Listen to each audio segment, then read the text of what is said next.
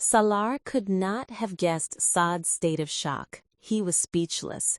He never expected Salar to discover his activities and expose him this way. "Incidentally, you've never introduced me to your girlfriend," Salar added. He imagined Saad struggling to breathe. "Just one of those things," Saad murmured. "I'll introduce you, but don't mention this to anyone," he added quickly. "Why would I? You needn't worry." Salar could understand Saad's mental and emotional state. He felt a little sorry for him, too. Saad cut short their conversation. Salar had a fairly good idea of his embarrassment. After this incident, Salar thought that Saad would not flaunt his faith, his religiosity in preaching, at least not before him. But he was surprised to note that Saad hadn't changed a whit.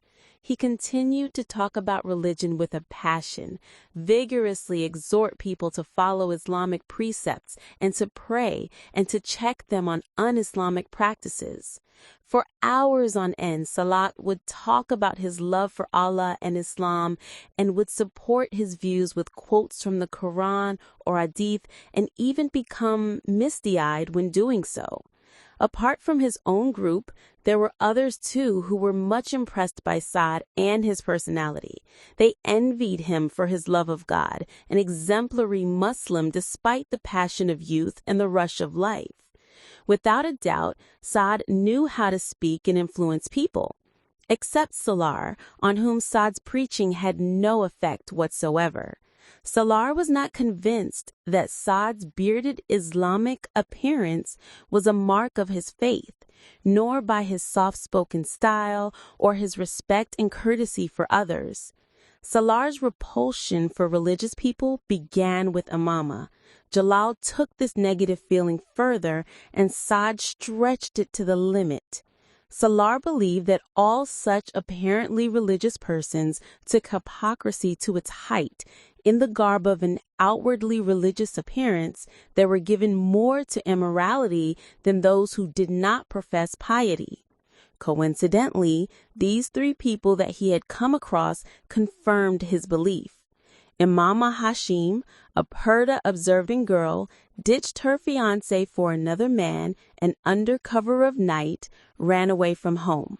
Jalal Ansar, who sported a pious mien, professed his love of Prophet in his melodious knots, had an affair with the girl and dumped her, who cleverly compartmentalized the worldly and the spiritual for his own convenience. And Saad Zafar.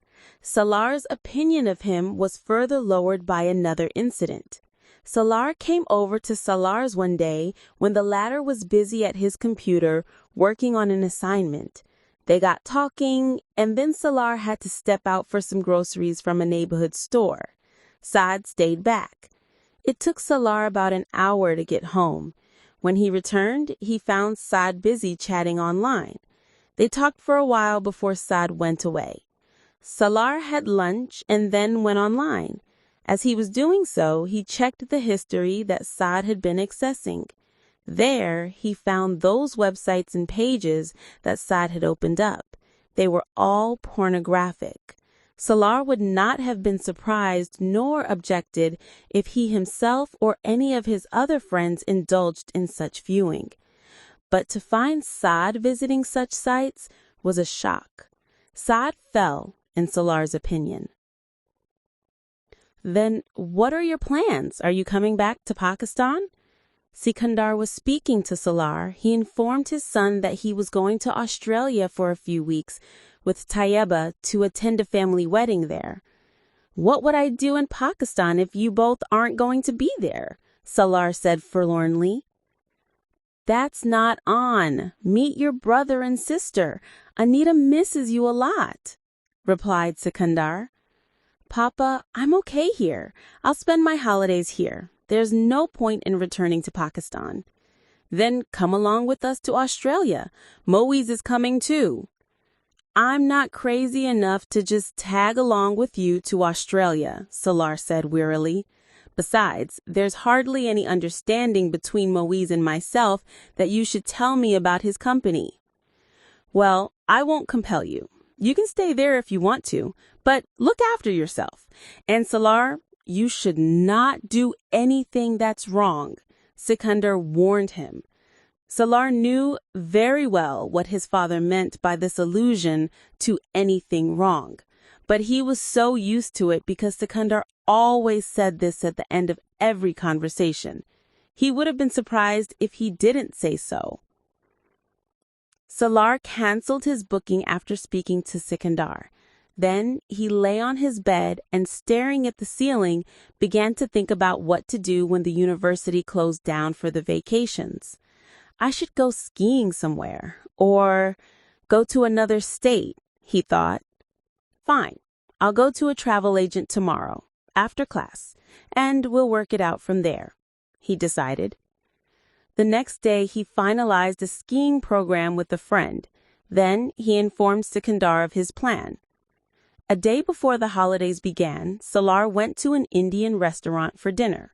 And then, after spending some time there, he went to a pub nearby, where he had a few pegs of whiskey.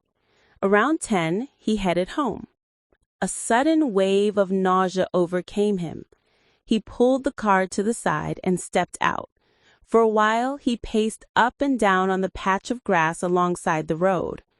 The cool breeze and the nip in the air seemed to help him feel better. But once again, he had another bout of nausea, accompanied by pain in his chest and stomach.